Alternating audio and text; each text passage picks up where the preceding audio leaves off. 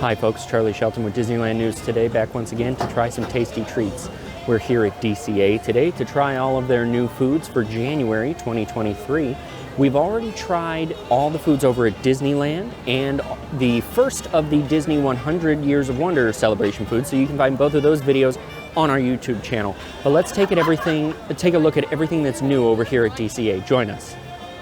All right, so first up at DCA is award wieners. And here we have a couple of items. We have the Cubano dog. This is mojo pork, ham, pepper jack pickle, and mojo mustard on a toasted telera bread. So it's not much to look at from the outside, but if you open it up, it does look a little bit better just to kind of see what's what's going on. So let's try this. This is a huge sandwich. Oh. Well, this thing is just fantastic. It's huge and it's greasy. Like, that sounds bad, but like in a good way. Like, there's a lot of grease and juice and everything coming off of the pork and the ham and everything, and the cheese melting all together.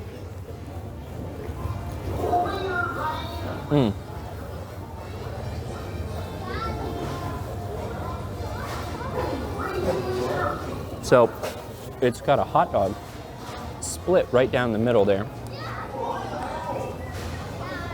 You can see there's the hot dog topped with ham and then the mojo pork and everything else. There's a lot going on in this sandwich, and it is all, I mean, it's very salty because it's just a lot of pork products, and vinegar and mustard and pickles and like all that kind of stuff. But the flavors work really well. There's so much going on. Whereas if you eat like a regular Cubano, you know, you can kind of, even when it's grilled together, you can still kind of pick out each of the individual flavors. This one is a little more cohesive. I don't know if that's a good thing or a bad thing, but like, it's a little more uniform in that they all meld into each other so much that it's hard to distinguish certain things other than a vinegar note or a spice note or something. Like, you know, I can pick up on the mustard a little bit, but that's about it. Other than that, it's just like hot dog and then Cubano around it.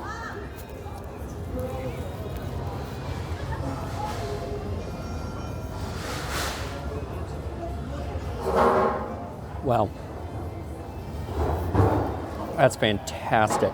It's so complex and there's so much going on, and I'm trying to dig out those flavors and see what it is, but I just can't get in there. Like, it's uniform. Even like the pork, like I know what the pork should taste like, and I can't quite put my finger on it other than just as part of the whole or the ham or anything. Like, the only thing that's easy to pick out would be the hot dog and maybe a little bit of the vinegar from the pickles or the mustard. So, but that being said, it all comes together very, very, very well. And so I'm not upset that I can't taste the individual things.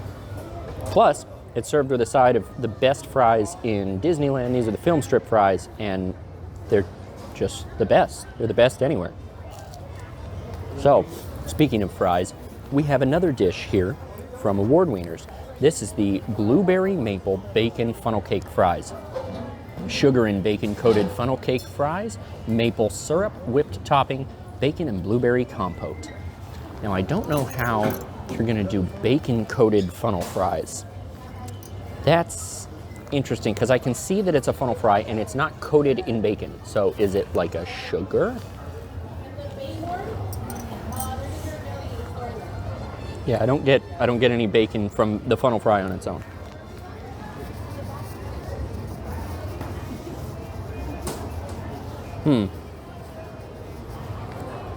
You know, just by the nature of the funnel cake fry and like what it is, adding the maple syrup to it, it tastes a lot like fast food French toast sticks, like from Burger King, I think has them, but like I haven't had them since I was a kid, but it tastes so much like that. It's bringing back memories of going to Burger King to get them because it's so similar.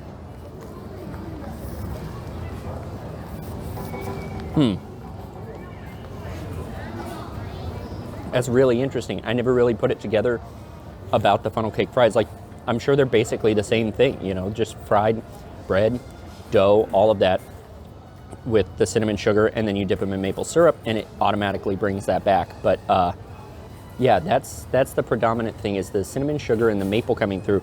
Even when I'm eating the blueberry compote, like, I'm not getting a lot from the blueberry. It's so overpowered by the maple.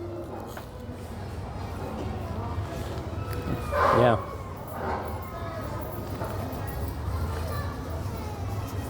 The blueberry is so subtle, it's nigh undetectable. I mean, don't get me wrong, I love maple. So if this is gonna be maple forward, I'm all about it. I'm very happy. I'm just not getting the blueberry. There is a big crumble of bacon on top. Let's see this. Mmm. Okay, so I don't know if it's intentionally candied bacon, but like the cinnamon sugar from the funnel cake fries came off on the bacon as well. So it tastes almost like candied bacon, just as a nice little garnish on top. And then this whipped topping is the same as they usually do. We also have some green, I assume it's mint, some shredded greens on top of here.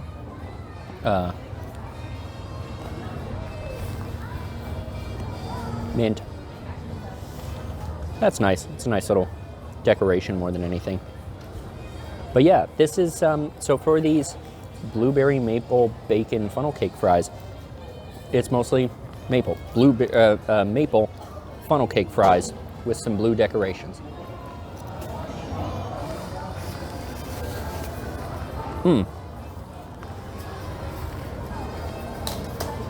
They're fun. They're not my favorite funnel cake fries that I've had, just because they are kind of a one-note song in the maple flavor. The blueberry doesn't really come through very much, and there's not a lot to take you away from the maple and kind of mix it up and make it more complex than just funnel cake fries in some maple. So with that in mind, you know, they're only okay. There have been better funnel cake fries here for sure, but if these are the special ones right now, I'm not disappointed in them either. So, whereas the Cubano dog blew me out of the water, and that I can highly recommend. So, all right. We got a long road to go. Let's keep moving. Okay, next up over at DCA at Cocina Cucamonga, we have the Spicy Paloma. This is tequila, fresh grapefruit, Serrano simple syrup topped with Sprite, served with a tamarind chamoy rim. Well, I wish it didn't have Sprite, but you know, I'll still give it a shot.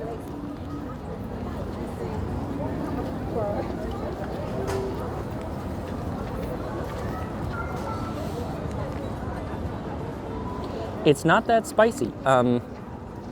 I would have expected more from the Serrano simple syrup. Like, I would have expected more heat. I get a little bit of the flavor, like a chili pepper flavor, but not a lot of the heat.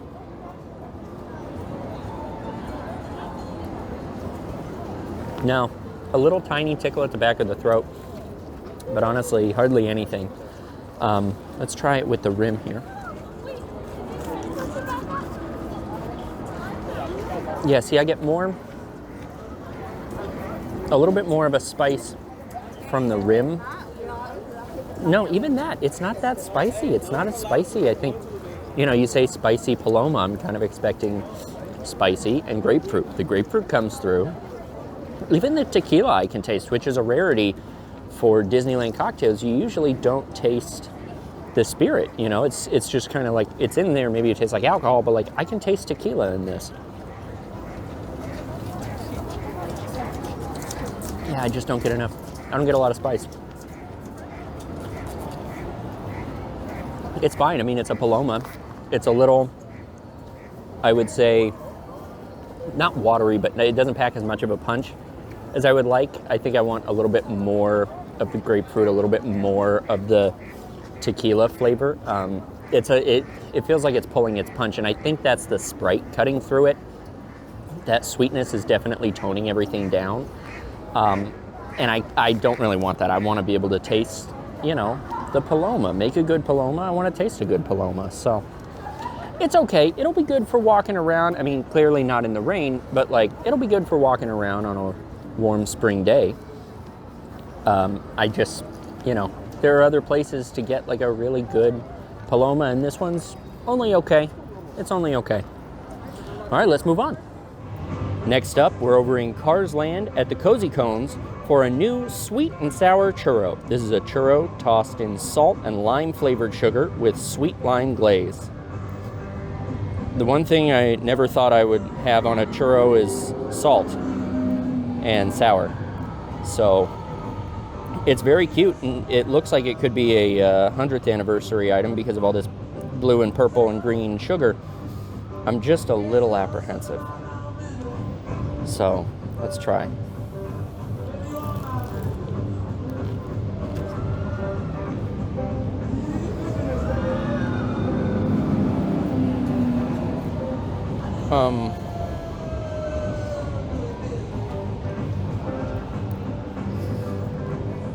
Okay, so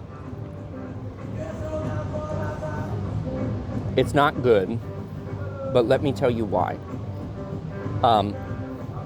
They had a sour watermelon churro recently over in Hollywoodland that we did that I was equally apprehensive about because I didn't think sour was going to be a good idea. That churro was probably my favorite I've ever had. So it's not the sour that's throwing me off.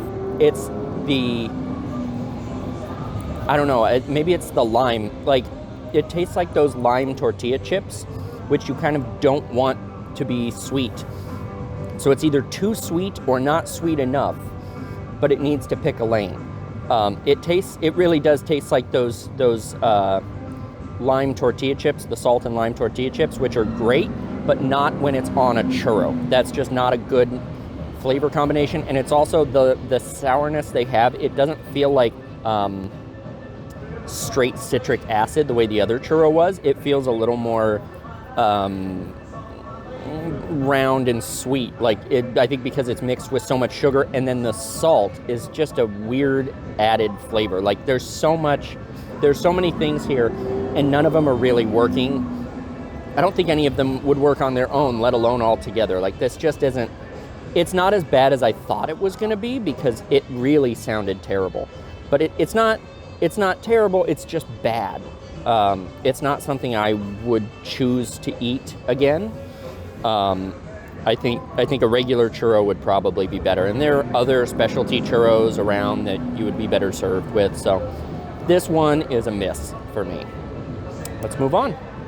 And next up we come to Schmoozies, where we have a couple of new drinks to try. First, we're gonna go for the watermelon lemonade. This is just a watermelon lemonade, kind of self-explanatory. So it's got a little bit of mint on top here. This will be really nice as things start to heat up a little bit more. Nice summer drink. Let's give it a shot.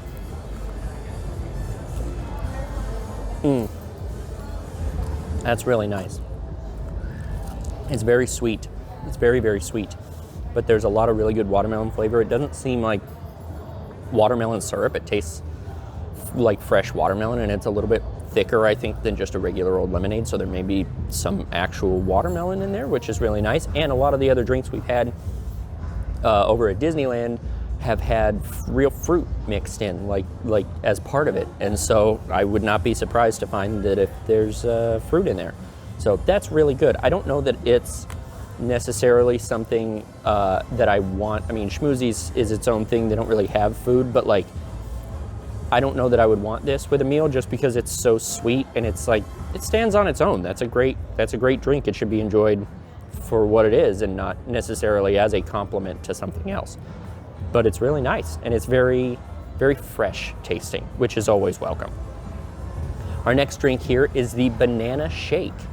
This is a banana shake with whipped topping, and even though it didn't say on the menu, it's covered in caramel on the inside of the glass, and there's chocolate shavings, and the glass itself is dipped in chocolate and then rolled in slivered almonds. So this is a lot more than it even said on the menu, and it's a good looking shake.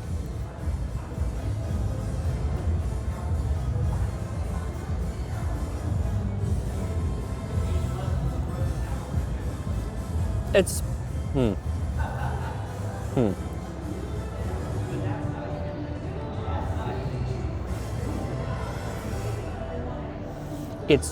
It's good in flavor. I just wish there was more of it. It seems like it's pulling its punch on the flavor. I don't know if that's, you know, an advent of like a real banana not mixing well or what it is. Like the flavor is there and it's a good flavor. It's just very subtle.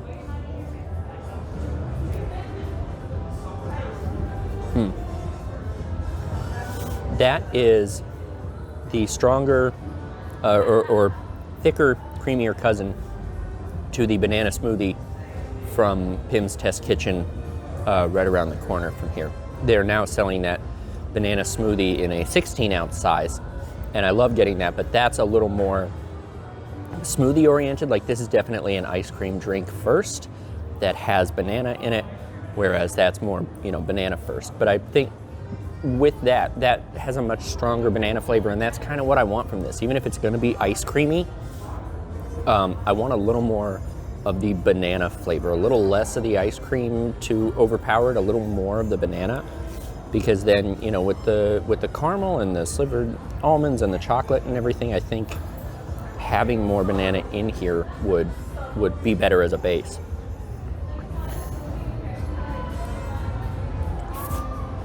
Yeah.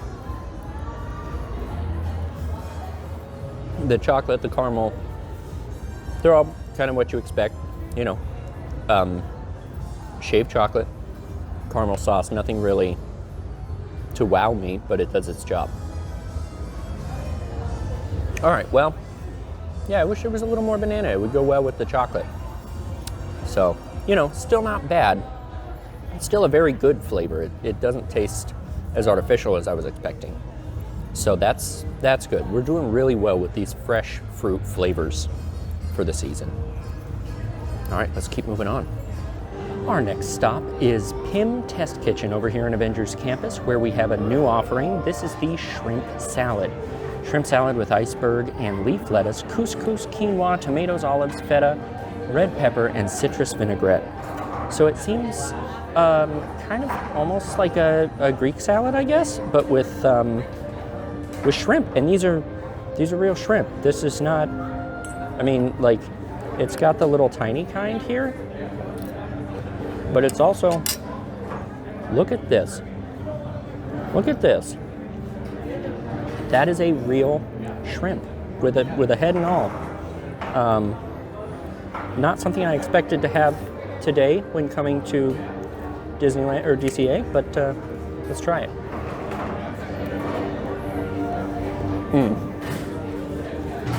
Wow.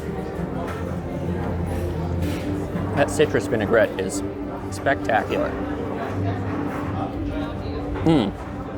Well, I gotta say, that is a great way to start a salad. Let's try the rest of it here.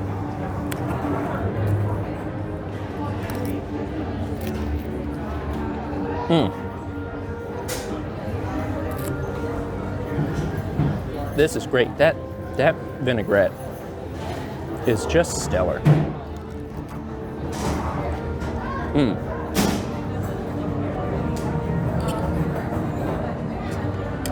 So it's creamy, it's slightly spicy, you know, not overpoweringly spicy, but it does have just a touch of, I guess it's more spiced than spicy. It's not really heat so much as just a lot of flavors going on. The creaminess and heartiness of the cheese is offset by the tomatoes, which is nice, and the citrus in the vinaigrette also makes it pop. The shrimp are kind of off on their own though. Like, it's nice to eat the shrimp, even these small ones. It's nice to eat them on their own, but I don't think the flavor of the shrimp goes well throughout the salad, you know? Yeah, it just seems like there are shrimp which go well with the dressing, and there's a salad which goes well with the dressing, and I guess that ties them together. But the shrimp doesn't, like, you know, lend itself to the cheese and the olives and the tomatoes as much. Like, it's just a different aesthetic, but it all is tied together with that fantastic dressing. So, you know, it's not wholly they're not disparate, but they're, I guess, you know, transitive property, I guess. I didn't do good in math, but like they have that connecting through line of the dressing.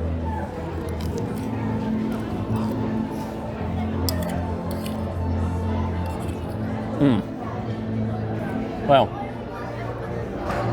this is spectacular. Overall, this is a great offering from a restaurant that already has really good food. Like, you know, they're no slouch, and their specials are usually really good, so I'm not even surprised. Like, I expect nothing less than a spectacular salad from here at PIM's Test Kitchen.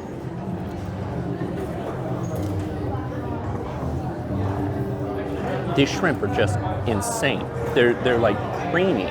They're amazing. All right, well, that was great. And we still have a little ways to go. Let's keep moving. Next up, it's time for some churros. So we are over here at the Hollywood Churro Cart for the chocolate caramel pecan churro. This is a cocoa dusted churro with caramel sauce and toasted pecans. So this is a very chocolatey churro. It's absolutely covered in thick powdery cocoa. It seems just to the eye to be less sugar and more like cocoa powder, which I think will be good. So let's give this a shot. Wow, there's a lot of caramel.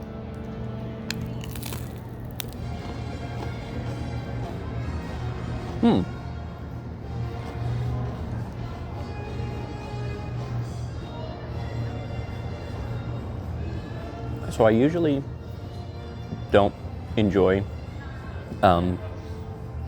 like the specialty churros, the ones that are broken in half on a plate with sauce on it.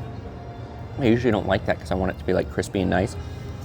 But this one actually really works. Like the chocolate on the churro is just so good. It's chocolatey and sweet enough, but it's not like bringing a huge pump of sweet on top of the already sweet churro with the sweet caramel sauce. Like the chocolate is the least sweet of all of it. It is just cocoa powder, which is nice because then that kind of balances out for the already sweet churro and the bit of cinnamon sugar that is in there already, and the sweet caramel sauce. Like it kind of, you know, the powderiness of it kind of takes away some of the sweet bite to it, which I like. It makes it more complex and easier to eat the whole thing.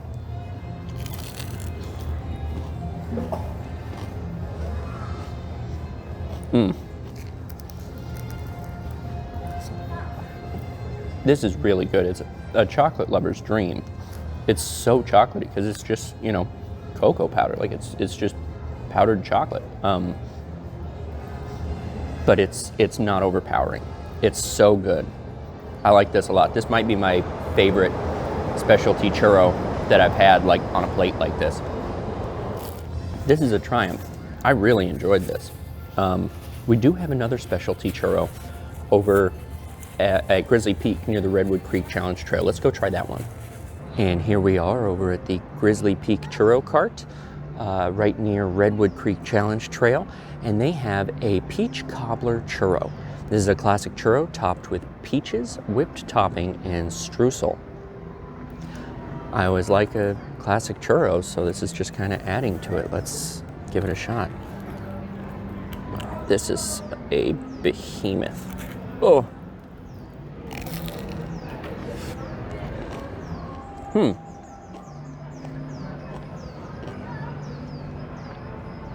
It's fine.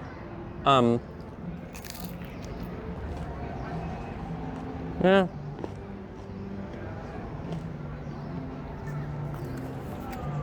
Whereas the other churro, the chocolate served the flavor of the churro itself. Like the dark cocoa flavor lent itself to the churro as a dish, as a delivery device. This one just seems like it's a regular churro that's kind of on its own. And also there are peaches here. You know, I don't know if it like, you know, having peach sugar or something would change that, but like as it is with just the canned peaches sauce on top and the crunchy streusel, like they're all, you know, even the whipped topping, like it's pleasant. They're all pleasant ingredients. They just don't really, I think, work together Like, it doesn't taste like a peach cobbler because it's not peach forward enough. Like, it's just a little bit of that peachiness with the churro being the main thing. And it's, I think, not enough peach to be like a real peach cobbler type dessert or flavor. But also then it just kind of appears alongside the churro. So it's not bad. It's just not spectacular. And like, if you're gonna get a churro, if you're already at the booth and getting a classic churro anyway, this is, I guess, a nice little upsell if you also want to eat some peaches alongside it. But I don't think I would spend the extra money for it, just because it's not really improving upon a churro, the classic churro. So, you know, of the two, the chocolate one was much better. All right, let's keep going. Next up over here at Pacific Wharf, we are at Pacific Wharf Cafe for the Chipotle Chicken Sandwich. This is Chipotle marinated chicken, Havarti, avocado spread, and crispy bacon served on a sun-dried tomato Asiago focaccia. This is a good looking sandwich. This is huge. This is a huge sandwich. I don't know how I'm gonna eat all this. All right, well, let's try it. That Chipotle chicken is pretty good. It's not as spicy, I think, as I was expecting. Chipotle can kind of go either way, right? Like, it's being used so widely now that like a Chipotle mayo or something can be really, really spicy and burn you out, or it could just be the flavor. This one seems to be more of just the flavor, which is kind of nice. I didn't want to be too burned out on this. But it's definitely marinated. Like, you can see how orange the chicken itself is. So it's definitely, you know, marinated all the way through. It's not just a little bit of sauce. And it does have just the tiniest hint of heat, but nothing that's gonna bother me. That focaccia though, that's fantastic. It's kind of lost in the shuffle with the avocado and the bacon and everything, so eating it just on its own, it's great. I wish I could take a loaf of it home.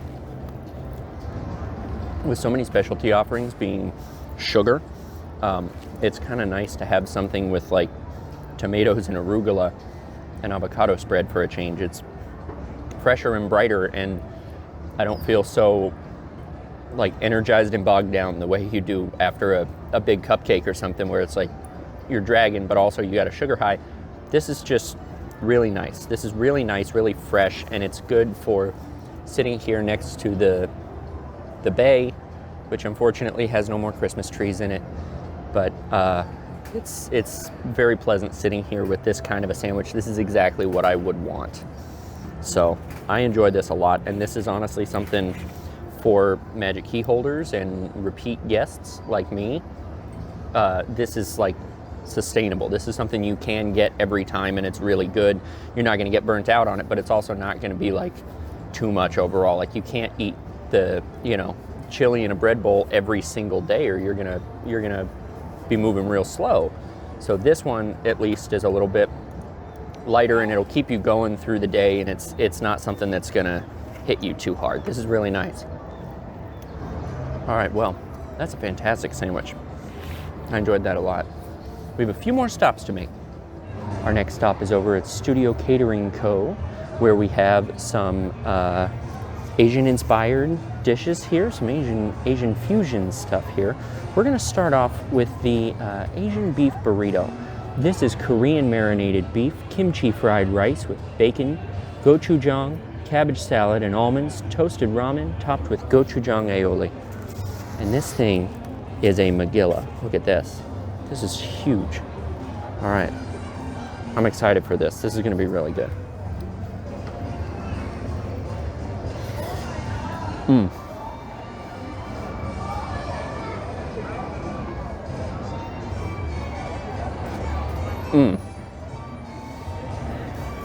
So it's a little spicy from the gochujang, but they're calling it Korean marinated beef. I believe that's just like bulgogi. Like, it's just kind of sweet, kind of peppery, like spicy peppers. Really, really good.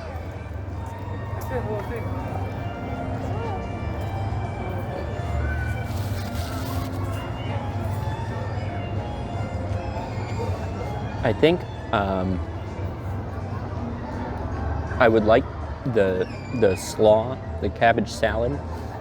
I would like that to be a little crisper, a little crunchier, and a little less dressed, just for a textural element, because this is all kind of soft. And like there's the crunch from the almonds, but I would like a little bit more of that from a cruciferous vegetable.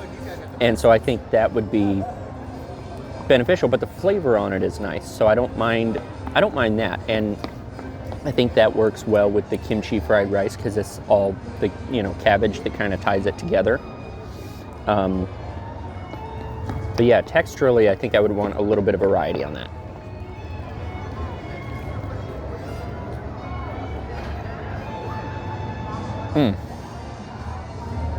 The flavors are just great though. The toasted ramen, that's what it is. It's like, why are there noodles in here? There's a little bit of toasted ramen in here. And that, I don't know if it's quite a crunch from that, but it's like a, yeah, it's not quite a crunch, but it's another textural element. It's still softer than I would like, but it provides like a different consistency from the beef and the rice. So there's a lot going on and a lot to keep you guessing. But overall, I feel like it's just missing that one something. It needs a little bit of like a slaw, like a little bit of a vinegar hit and a little bit of fresh crunch, and then it would be perfect. So, 9 out of 10, I guess. That's pretty good. All right, let's move on to the next. This is the Korean fried chicken sliders. Korean fried chicken, topped with gochujang sauce, kimchi, coleslaw, and pickled onions on sweet Hawaiian bread. I hope you like gochujang, because there is a lot of it in these things. This is just coated, like the bottom bun is completely soggy. It is just coated in gochujang.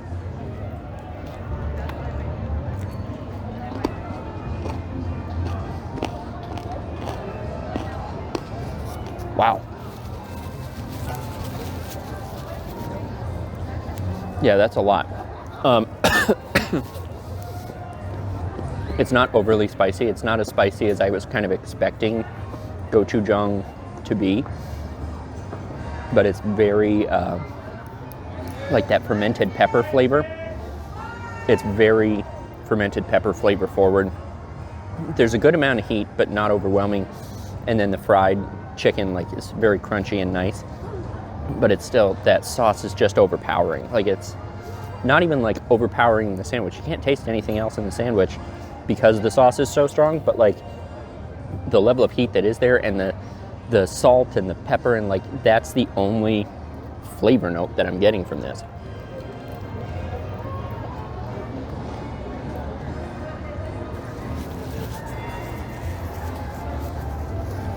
Yeah. Like even the slaw, completely gone, overpowered by the gochujang sauce. And that unfortunately kind of makes it a one-note song. Like it's just a gochujang sandwich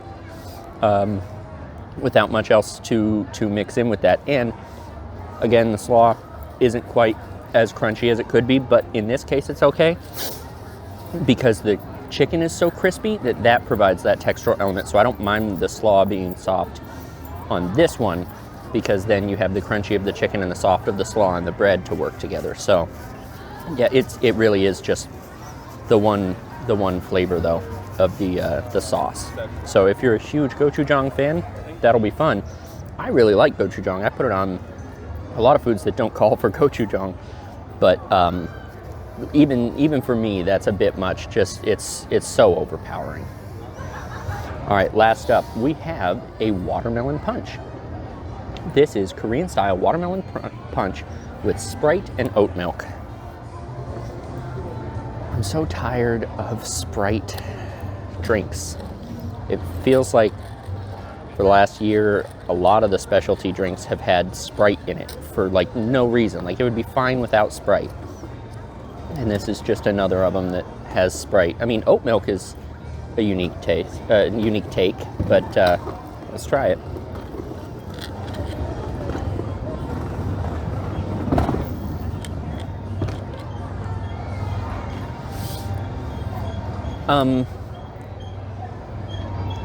Almost.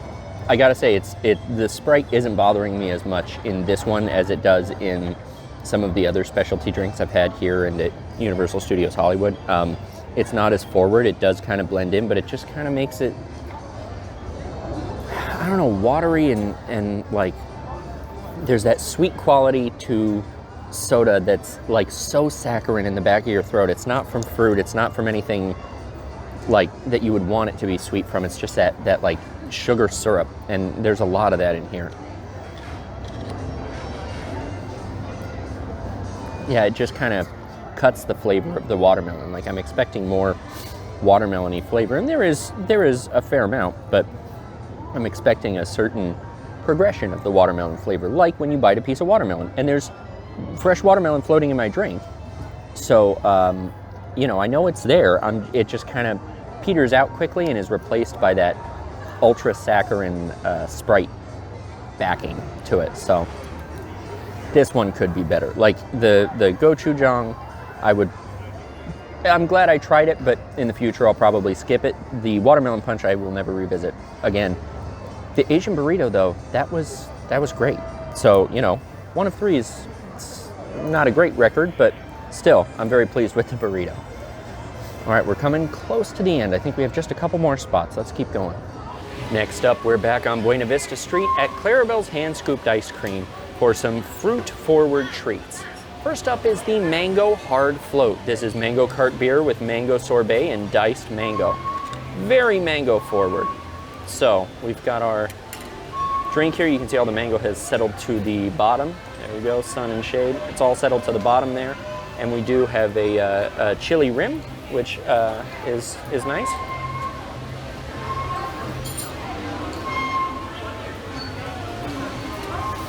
So it is a little creamier than a normal mango cart. Yeah, the mango sorbet obviously is mango flavored. The beer is very mango flavored. And then, I mean, there's chunks of mango at the bottom. So it's all kind of the same flavor all the way across. It just comes as a different textural element, right? So rather than the traditional, you know, mango cart, which is like a fruity wheat beer, I think, rather than just a beer, it's a little bit thicker, a little bit creamier almost. Not creamy, but like it's velvetier because of the addition of the sorbet that's melting into it. And then having the chili rim really is what sets it off. It's not even so much the mango sorbet in there. Like even if it was just a tahini rimmed mango cart, like, you know, that kind of sets it apart and gives it something else other than just straight mango flavor. So if you're a big mango fan, if you really love mango cart, this is like turning it up to 11. This is really selling that mango aspect of the mango cart. So this is pleasant because I love mango cart. I've been drinking it for years. This is kind of like the final evolution of it. Its final form. Okay, let's move on. We have another hard float here. This is the lemon raspberry hard float. Lemon raspberry cider, lemon sorbet, and a fresh raspberry garnish.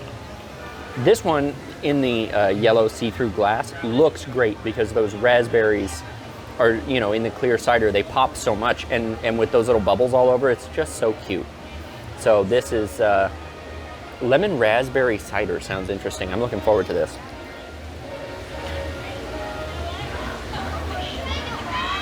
Oh, wow. Wow, that's really fresh.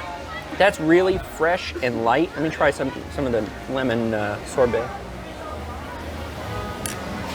Yeah, okay, so that's just a traditional lemon sorbet, and that goes along with the lemon raspberry cider, but like that cider is spectacular.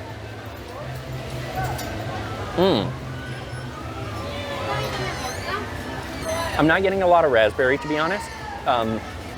There is just like a twang of maybe just extra fruitiness that I guess is what the raspberry is bringing, because it's not just straight lemon all the way through. It's not an all the way lemon drink. It does have that little bit of fruit inclusion, but I wouldn't be able to pick it out as raspberry because it's not really strong enough. It just, you know, vaguely fruit, not even all the way red fruit, just kind of vaguely fruit along with your lemon. But from the lemon raspberry cider and the lemon sorbet. It is, you know, mostly lemon forward. It's a little tart, and it's just delicious. It's starting to warm up a little bit, and after weeks of rain, we're getting our sunshine back, and it's warm and pleasant, and this is exactly what I want. This is, as we move from winter to spring and march towards summer before it gets miserably hot, this is what I want to have now for that in-between time where it's really pleasant out. That's great. All right, well, I'm gonna finish that whole thing, but first we have another treat. This one is non-alcoholic. This is the Mango Nada. This is 2 scoops of mango sorbet layered with chamoy, fresh mango chunks, and a chili lime seasoning rim. So this is like the mango cart, or the mango hard float, but instead of beer, you get another scoop of the sorbet. So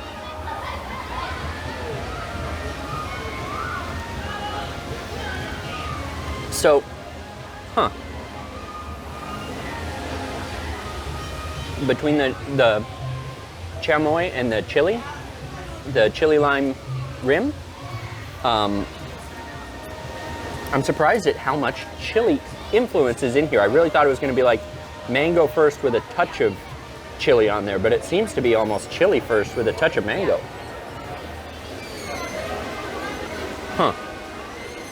Yeah. Like the main component of this is the sorbet. So of course that creaminess, the cool sweetness is from the sorbet, but mango has such a delicate flavor that it's kind of being overtaken by that chamoy. This isn't a bad thing. This is all good. It works together really well. But it's not like, whereas if you really want mango flavor, you go for the hard float. If you're kind of a toss-up or want to go a little more chili, this is probably more in your wheelhouse.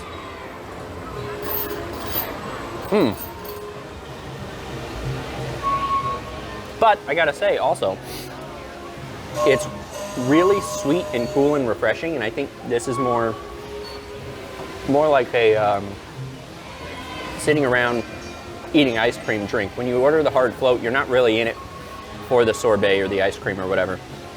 It's for the drink aspect. This is like a sundae. This is a chili mango sundae that is good. Like, I was expecting a lot, and I was still pleasantly surprised at how good this is. All 3 of these have been just a hit all the way across the board. This is great. All right, well, I hate to leave all of these, but I'm gonna take them with me as we go to our last stop. Okay, last stop at DCA is over here at Smokejumpers, where we have a bunch of new drinks, but we're gonna start first with some food. These are the bacon cheeseburger loaded fries. Fries, ground beef, bacon, cheddar, onions, pickles, burger sauce, and tomatoes. So I'm looking at this and I see like the shredded cheese, but I think the burger sauce is nacho cheese? Yeah, I think it's just nacho cheese is what they're calling burger sauce.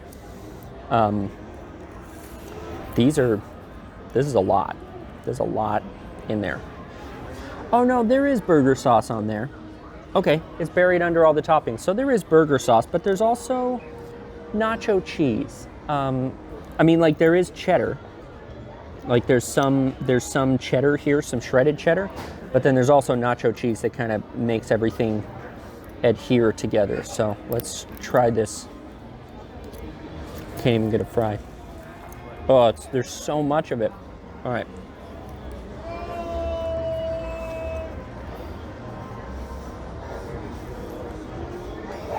That bacon is so smoky and wonderful.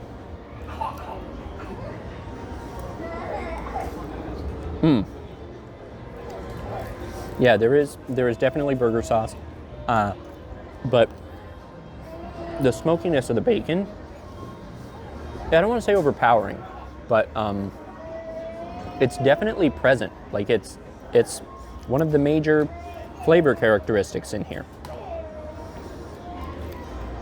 I don't know how I feel about that. Usually I'm all about smoke. I love smoked barbecue and everything.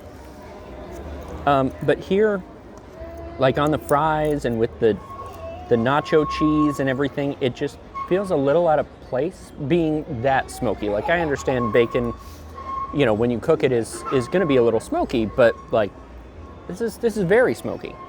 So I'm not particularly wowed by this. I don't know that it necessarily comes together as like a dish. Like chili cheese fries kind of sit together as a dish, you know. This, not so much. This is just fries, and also there are toppings, but it doesn't really adhere so much. It just feels like you dropped your plate and now you're eating it with a fork. Like you dropped your burger. But it's a nice alternative if you're only gonna go for fries or something, you don't want the full meal. There's a nice alternative. You still get a lot of the same flavor notes from the very smoky bacon, the burger, the chopped pickles, and the nacho cheese is just a weird choice. Maybe that's what's throwing me off. Maybe it's the nacho cheese that, like, it's making me expect something different than what this is. But I guess without it, there wouldn't be much to really like bind everything together the way you would think of loaded fries. It's not unpleasant. I mean, clearly I'm still eating it, even though I've had enough for the review. Like, I'm enjoying it. All right. Yeah, I don't know. I'm confused about that one. I don't even really know if I like it or not. Like, it's a mystery still. It's just a bunch of ingredients together, but I can't stop eating it. It's pleasant enough to still keep enjoying it. All right, so the main draw here at Smokejumpers is a whole bunch of drinks. So let's dive right in. First, we're gonna go with probably the most visually appealing one. This is the Blue Raspberry Lemonade. It's a blend of blue raspberry, lemonade, limeade, and blue cotton candy syrup with swimming gummy fish. And it is bright. Look at this. Put it in the sun, it is bright. So let's try this neon drink. We gotta dunk our fish down there so they can swim around a little bit.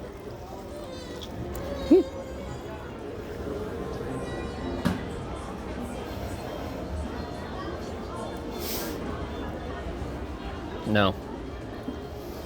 Nope. Nope. That, woof. It just tastes like a melted otter pop. Like, it just, it's all syrup. It's all syrup. It's not as sweet as I had thought it was gonna be, but it's got that, not quite aspartame, but almost like that, where it's like sickly sweet, too sweet from syrups, you know? Yeah, nope, that's not for me. There's hardly any lemon and hardly any lime, whereas, you know, we had a limeade across the way at Disneyland that had a really bright, fresh pop of real lime in there, and that set the whole thing off. You can have sweet if you have that little bit of citrus to kind of cut through it all and balance it out. This is all just syrup on sweet on syrup. So that's not for me. But we do have another iteration of this. This is the Blue Raspberry Cocktail. Vodka with a blend of blue raspberry, lemonade, limeade, and cotton candy syrup with swimming gummy fish. So it's the same thing, but with a shot of vodka in it. I don't think that's going to improve our fortunes, but I'm willing to try.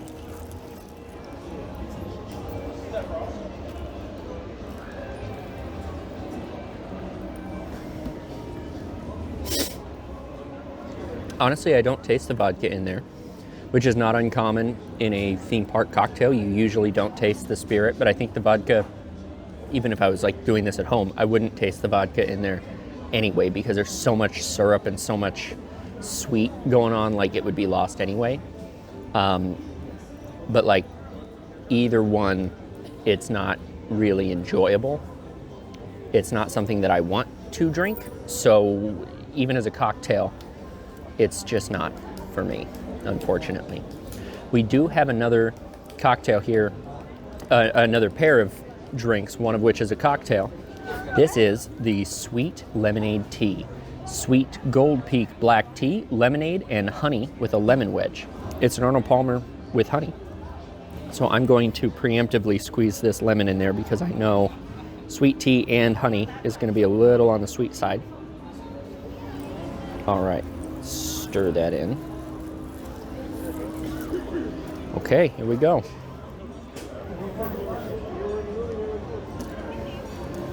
Whoa, that is a very sweet Arnold Palmer. The lemon definitely helps though. It's sweet, it's a nice sweet drink. Like, you know, if you go for this, you want sweet tea, you want something that's gonna be very sweet. But whereas the blue raspberry lemonade was unpleasantly sweet, like sickly sweet, and you don't like, it's not a good sweet flavor. This is pleasantly sweet. Not that it's necessarily that much less sweet, like it is still very sugary. It's just a different character to the sweetness that's not, you know, fake syrupy sweet. Like I can taste the honey a little bit, and that's probably where a lot of the sugar comes from. And I don't know if it's because it's like a natural sugar or what, it's just more palatable that way. That's nice. I could finish this whole thing right now. That one's much better. It's not as heavy on the tea. I think for myself, I like a little bit more of that tannic herbal tea character in an Arnold Palmer, you know, to offset with the lemonade. But for what it is, it's still very pleasant. And you know, this is the sweeter end of things. Now we also do have a cocktail. This is the bourbon sweet lemonade tea. Jack Daniels and sweet Gold Peak black tea with lemonade, honey, and a lemon wedge. So this is the same thing as, you know, we had the other one was the drink, and then the cocktail is that plus a shot of vodka.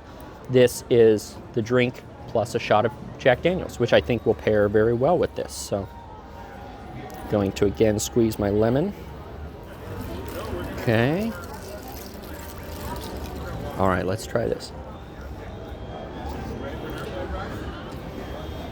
Ooh, okay, so I can definitely taste the spirit in that one.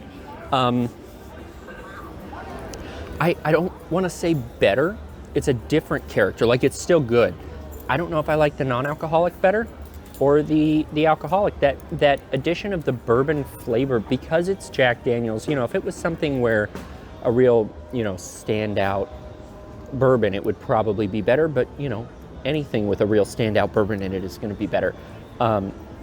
This has a very alcohol forward flavor to it, but it works. You know, it's still good.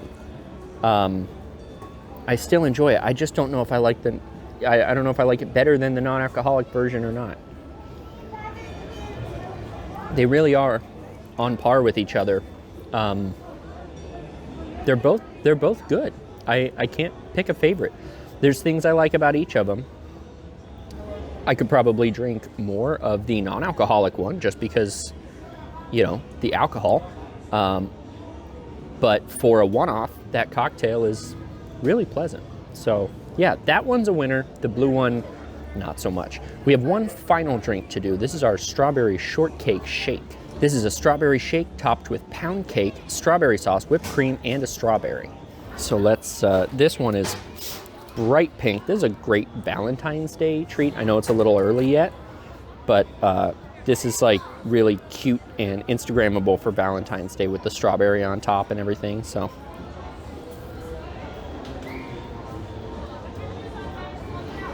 boy, that's thick. Can't hardly get it.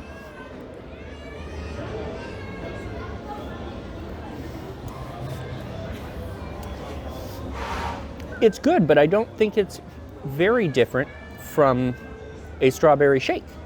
Like it's, you know, it's got the pound cake in it. Let's try the pound cake and see if that helps. See, the pound cake with the shake is nice, but there's not a whole lot of it, you know? It doesn't mix in the shake at all. So it's not like the shake itself is strawberry shortcake. The shake itself is just a strawberry shake. It's got a strawberry on top, it's got strawberry sauce, and it's all just reinforcing the strawberry shake aspect of the strawberry shake. It's not changing anything. It's not like the pound cake is, crumbed up and mixed in or anything to bring it within the drink. So It's not bad. It's a strawberry shake. I can't be upset at a strawberry shake. It's just not anything different than I think what I've had 200 times before of a strawberry shake.